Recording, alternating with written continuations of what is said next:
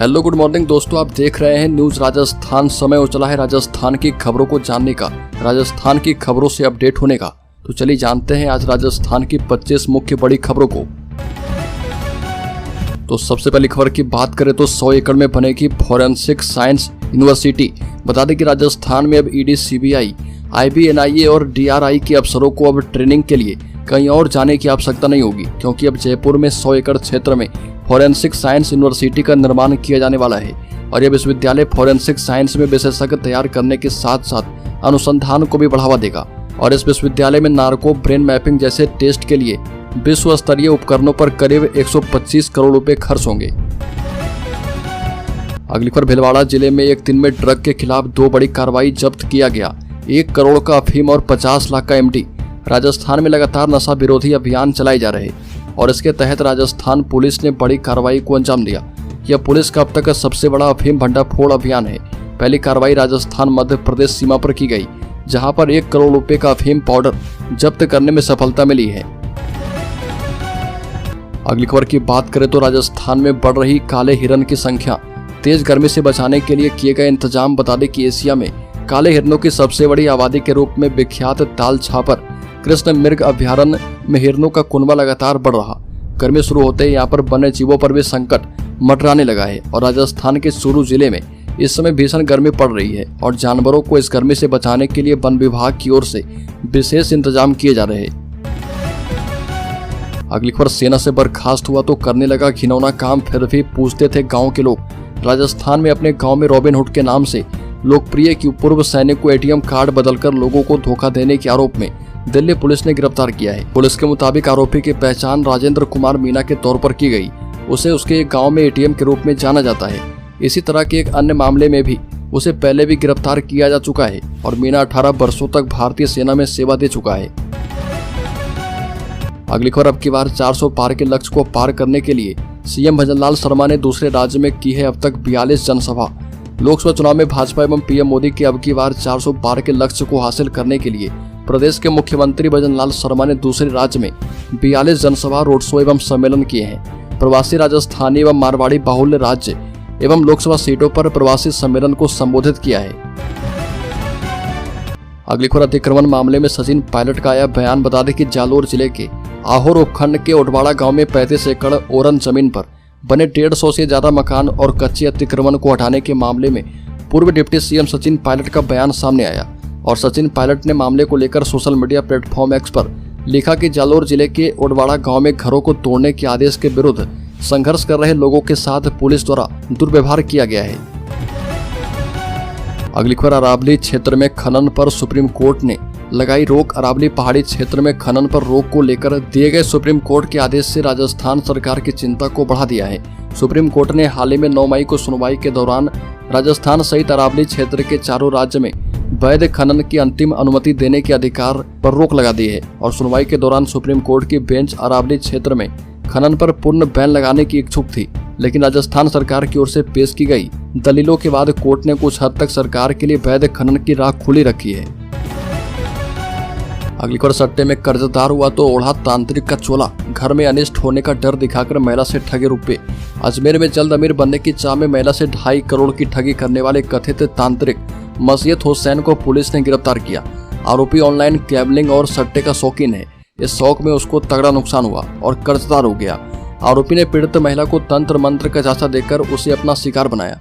और जिला पुलिस अधीक्षक देवेंद्र कुमार बिश्नोई ने बताया कि पीड़िता अजमेर के नवाब का बेड़ा निवासी 41 वर्षीय महिला पायल गुरनानी पुत्र नानक राम गुरनानी ने शहर के क्लॉक टावर थाने में रिपोर्ट दर्ज करवाई थी।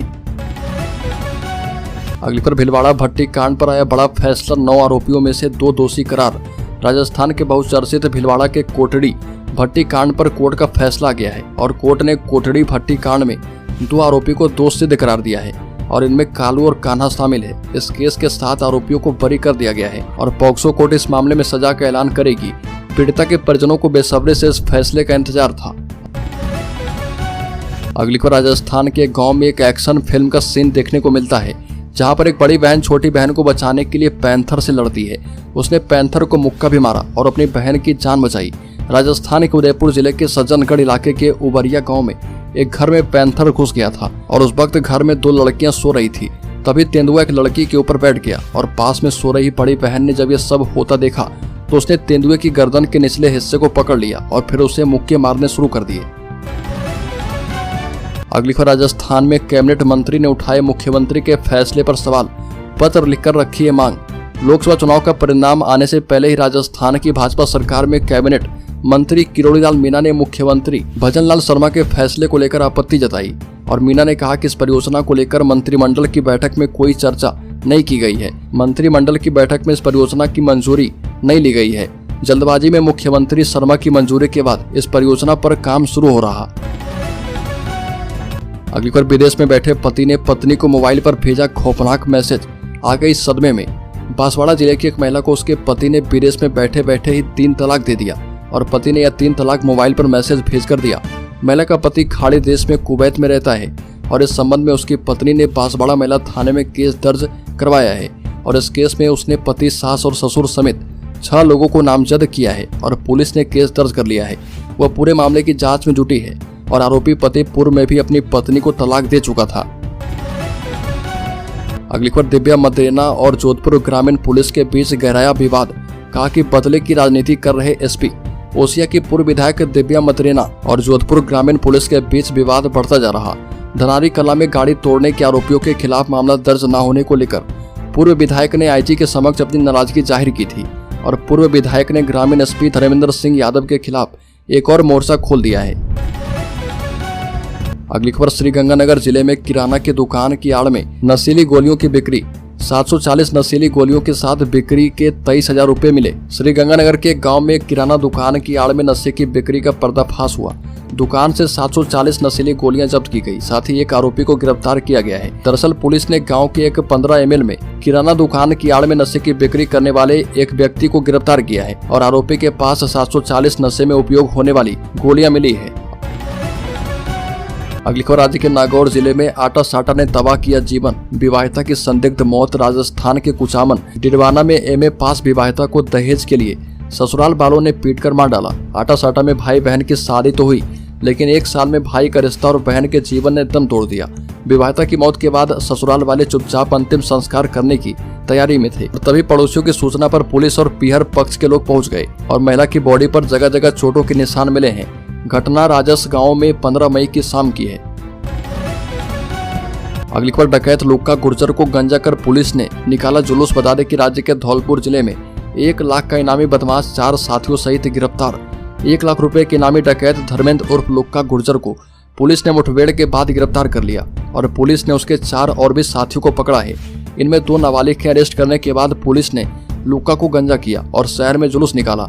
एसपी सुमित मेहरा ने बताया कि एडीजी क्राइम दिनेश एमन की ओर से धौलपुर के टॉप डकैत धर्मेंद्र उर्फ लुक्का गुर्जर पर 1 लाख रुपए का इनाम घोषित किया गया था। अगली बार, रोहित गोदारा ने ही रची सलमान को मारने की साजिश।